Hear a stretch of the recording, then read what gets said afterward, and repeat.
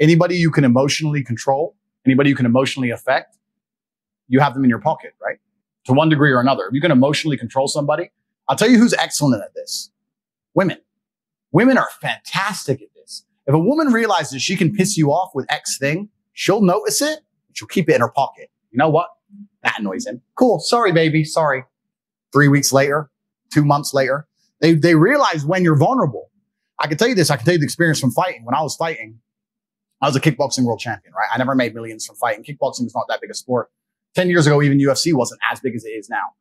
So I was making money, but I mean, I was probably fighting 2 or 3 times a year. And most I ever got paid was 100, 150 grand a fight. So I was kind of normal life. And whichever girlfriend I had at the time, no matter what, she always managed to start some asinine, stupid, immature fight with me like 3 days before a fight. Because I'm weight drained. I haven't eaten. I'm nervous. I can't sleep. I've been training for fucking 10 weeks. This monster's from Kazakhstan, some psycho. I have to fly over to knows where and Tishkek and Bishkek to fight him. And now she's like, you're on the toilet seat. I'm like, the fucking toilet seat. I might die. He could kill me. But she knew that's when I was weak. She knew it. And that's when you can be emotional. But they detect it. This is when I can get it. Right? Because the rest of the time, all times to talk about the goddamn toilet. Because if I say toilet seat any other time, his answer is go home and just sit on his computer. Go home then. Go toilet at home. Bye. No, I don't want to go home. No, now I actually want you to go home. Please leave my house. Oh, I didn't want to leave. Bye. Goodbye. Fuck you. Next girl. So they get you when you're weak, right? Yeah. And anyone who can emotionally control you and emotionally affect you has power over you. So if I say, 5 wives, and a feminist goes, 5 wives, I'm fat. I'll sit there and just, yeah, but obviously a lot of food needs cooking, so she needs help. And I'll just say shit. but that's because they make it too easy. Yeah. If you're playing chess and you hang a piece, I'm gonna snap it up. You're gonna leave your knight hanging. Thank you very much, sir. Bam. That's the game. That's the game. So yeah, you're completely right. I do instigate to a degree because they make it so fucking easy to win. It's so easy for me to win debates against people because they get so pissed off with what I say. Another thing, and I'll give the game away. I'll give the game away to the entire YouTube world why I've destroyed absolutely everybody in any debate ever.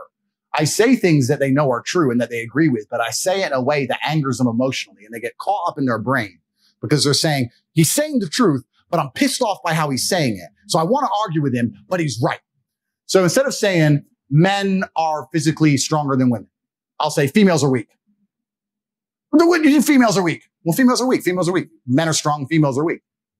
No, but females are, but I'm right. And he knows I'm right, but he's mad now. And so is she. And they sit there and you'll happen on Dave Portnoy. You end up having a whole group of people sitting there trying to argue. Well, some women are strong like men, trying to argue the fact that women are as strong as men physically because I've emotionally controlled them all and upset them all. And then I do a podcast and I get billions and millions of views and unlimited likes against good debaters like Dave and his little crew by just emotionally controlling them. It's an emotional game. I wreck them. I've never given this game away before anywhere. But this is what I do. I sit there and I say something they know is true in a way they can't agree with it, and I control them all because they're stupid.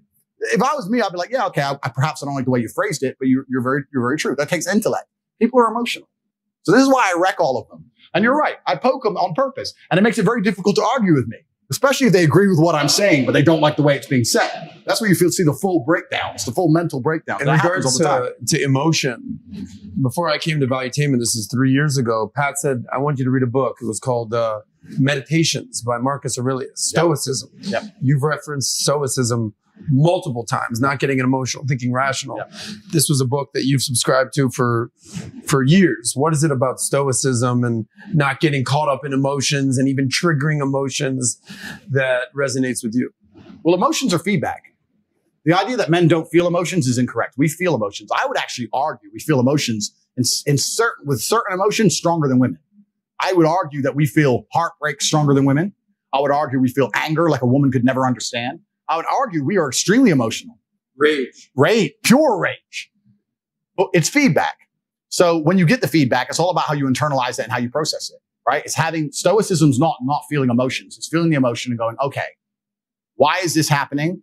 How much does this really matter? What's the most intelligent move on the chessboard? I'm not even that good at chess, right? My father was a grandmaster. I'm like 1800 ELO. I'm okay. I was a child chess prodigy, but I stopped playing chess professionally when I was like 8. So I'm as good now as I was. In fact, I'm worse now than when I was 8 because I've never taken any lessons or anything properly since because my mother and father broke up. We moved to England. My dad stayed in America. Lost my chess coach, and England didn't have a chess infrastructure. America had a chess infrastructure in the lower income schools. My dad used to go to the ghetto schools because he was black, go to the black schools and teach them how to play chess. So we had a big infrastructure. So you peaked at 8. I peaked at 8, yeah. But chess is a fantastic game because in the game of chess, there's no luck. If you lose, no matter how well you played, if you lose, at some point you made a mistake. Even if it's the most minor mistake, you made a mistake. So you learn to understand that no matter what happens to you, if you lose a scenario, you made a mistake. Maybe it's a tiny one. Maybe it was 2 years ago, whatever, but you made a mistake and you learn absolute and utter accountability for yourself. And that mentality is extremely powerful to apply to all things in life. The position I'm in now as the most hated man in the world, although I agree and I truly believe it's unfair, I still take complete responsibility for. I'm not going to sit here and say, I'm telling you why it happened when I talk about TikTok and YouTube shorts, but I'm not going to blame them. Absolutely. They're a company making money and they're monetizing the best they can. Fantastic. All of this is my fault. But the Bugatti on my drive is my fault. And the yacht is my fault. And the private jet's my fault. So it's all my fault. So I take the good with the bad. I take all responsibility for absolutely everything, including if a woman leaves me, if a woman stays, if I end up heartbroken, if I end up filled with rage, I take responsibility for that. If something happens to me that makes me enraged, I will take responsibility. Why has this happened to me? Why do I feel this way? How did I end up in this position? Is this healthy in this scenario? And sometimes it is. I've had scenarios in my life where I was prepared to die to protect somebody else, and I was enraged, and it was healthy. I've also had times where I'm in a room by myself, enraged, sitting there going, this is no good for anybody. I need to just calm the fuck down. So emotions are feedback, but stoicism is the ability to process them. And that's what you need to learn as a man. You're never going to be able to turn them off. You're going to feel them. You have to learn how to process them and turn them into a positive. It's energy. It's unlimited energy. I say this all the time. I say that the biggest periods of transformation in my life is when everything was going wrong. When my life was going good, I'm not a hedonistic person. I don't do drugs. I don't gamble. I don't do prostitutes. I don't do anything that hedonistic. But I'll certainly go on the yacht with a bunch of women I know and chill and have some vodkas and that kind of thing. When life's smooth, then it's semi-hedonistic, pretty relaxed. But when I make my biggest progress, when I really change who I am and change the world, that's when everything's fucked. When things go wrong or I'm feeling things I don't want to feel or bad things are happening, that's when I'm like, okay, I currently cannot sleep. I've completed the day's tasks. I've tried to go to bed. I can't sleep. More has to get done. That's when the amazing things happen in my life. When I was heartbroken, when I was whatever, everyone's been heartbroken. I can't remember a specific example. I hit the gym harder, right? If something goes wrong with your payment processor, that's when you get fucking inventive. That's business, right? That's when you get inventive. So all the bad things that happen to you as a man, if you're stoic, you get to take unlimited energy. Heartbreak is unlimited energy. So is depression. So is rage. So is sadness. All these negative emotions they tell you to collapse behind. It's like people talk like Bruce Lee says, be like water. And people see that as be fluid and just go with the flow. I disagree. If you're like water, you're necessary for life. You are scary when you're enraged. You're powerful. You're beautiful when you're calm. You're so many things when you're like water, right? So if I'm enraged, it's like water behind a dam. You just got to put the dam in place and you got to get the turbo, the hydroelectrics put in. Don't tsunami your life. Put the energy somewhere. And this is the most beautiful thing about it because people message me all the time like, oh, but Tate, you don't know how sad I feel. No, incorrect. I know exactly how sad you feel. Difference is I used it. And you're sitting here still crying, some random guy on email for the third month in a row. That's the difference between you and me, my friend. I was becoming a world champion kickboxer. I got to a point, people often talk about depression and say I don't understand it. I will say, listen, there's been times in my life where I was fully functional as an adult. I would never label myself depressed because I don't believe in the idea of labeling myself in a negative because I don't believe in things that take power from me, which we'll talk about in a second. But there's been times in my life where I didn't give a fuck if I lived or died. There's been times in my life where I went to fight a man for money and I didn't give a shit if I lost and even woke up again. Didn't give a fuck. I had nothing worth living for. I was brokey, didn't have a girlfriend, didn't have any fucking money, got a 2-day call to fight some world champion, had to lose 10 kilos in 2 days, had nothing else going for me, got on a plane to Dagestan and fucking won. There's been times I've done that. By all conventional wisdom, I was depressed. I was suicidal. But I was just like, no, I don't give a shit. And that's when I was at my most powerful. Now if I get that call, I'm like, bro, I got a new car outside. I'm not going to Dagestan, bro. Going to where? Sorry, how much money? Nah. But back then I was like, yeah, cool. Who is he? Oh, this guy. All right, fine. I didn't give a I was most powerful when I was sad, when I was depressed, when all these things. Mm-hmm. And the difference was the framing. It was the framing of it. Does that make sense? Yeah, you know where you take me to? You take me to Tom Cruise with Matt Lauer. And there, I don't know if you've seen this or not, where Tom Cruise on Matt Lauer. When he's freaking out on the couch. Tom Cruise is no, that's Ellen DeGeneres. Okay. This is Tom Cruise, Matt Lauer. And, you know, Tom is a Scientologist who does not believe in medication. Yeah. He does not believe in taking, you know, antidepressants. He doesn't believe in Ritalin. He doesn't believe in any of that stuff. I don't know where you stand with this medication stuff. He's not for it. And Matt Lauer is saying, what's wrong if this helped that Brooke Shields? What's wrong if this helps? I would say, you don't realize what this is doing. This is ruining their lives. This is not helping them. Do you realize how many different countries this is illegal in? Do you realize that Ritalin is only legal in a couple different countries?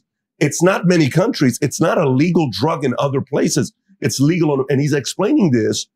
And believe it or not, afterwards, they pinned Tom Cruise to be almost an asshole, like a misogynist. Like, of course, what does it matter with you? Insensitive. You're not passionate. You're not somebody that cares about another person. Years later, Tom Cruise looks like the hero, but in the heat of the moment, he didn't come out really good, right? So we're living in an era where you're right. A part of it is, hey, you're not feeling good, you're depressed.